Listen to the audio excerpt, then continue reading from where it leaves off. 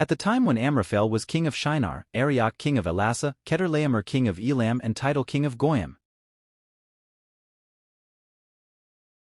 These kings went to war against Bera king of Sodom, Bershah king of Gomorrah, Shurnab king of Admah, Shemeber king of Zeboim, and the king of Bela, that is, Zor.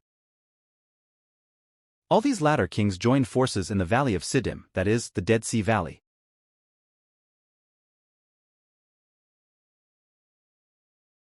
For 12 years they had been subject to Chedorlaomer, but in the 13th year they rebelled.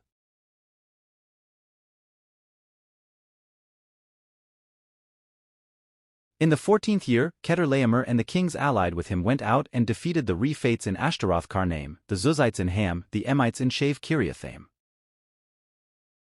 and the Horites in the hill country of Seir, as far as El Paran near the desert.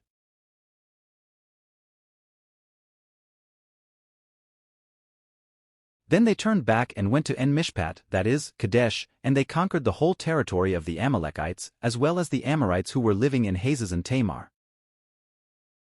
Then the king of Sodom, the king of Gomorrah, the king of Admah, the king of Zeboim and the king of Bela, that is, Zor, marched out and drew up their battle lines in the valley of Siddim against Chedorlaomer king of Elam, Tidal king of Goyim, Amraphel king of Shinar and Arioch king of Elasa, 4 kings against 5. Now the valley of Siddim was full of tar pits, and when the kings of Sodom and Gomorrah fled, some of the men fell into them and the rest fled to the hills. The 4 kings seized all the goods of Sodom and Gomorrah and all their food, then they went away.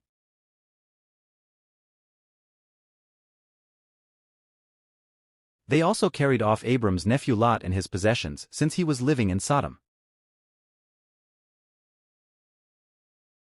A man who had escaped came and reported this to Abram the Hebrew. Now Abram was living near the great trees of Mamre the Amorite, a brother of Eshcol and Aner, all of whom were allied with Abram. When Abram heard that his relative had been taken captive, he called out the 318 trained men born in his household and went in pursuit as far as Dan.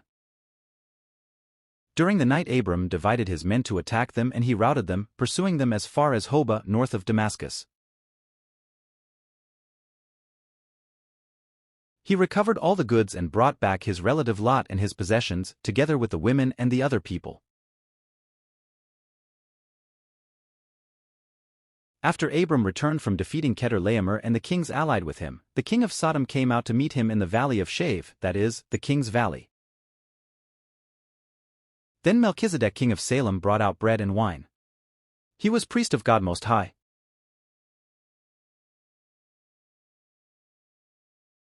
And he blessed Abram, saying, Blessed be Abram by God Most High, creator of heaven and earth.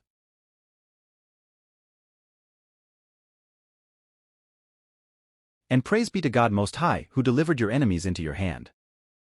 Then Abram gave him 1/10 of everything.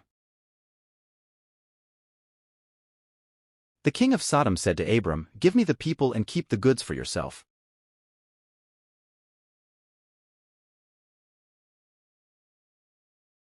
But Abram said to the king of Sodom, With raised hand I have sworn an oath to the Lord, God Most High, creator of heaven and earth, that I will accept nothing belonging to you, not even a thread or the strap of a sandal, so that you will never be able to say, I made Abram rich. I will accept nothing but what my men have eaten and the share that belongs to the men who went with me to Aner, Eshcol and Mamre. Let them have their share.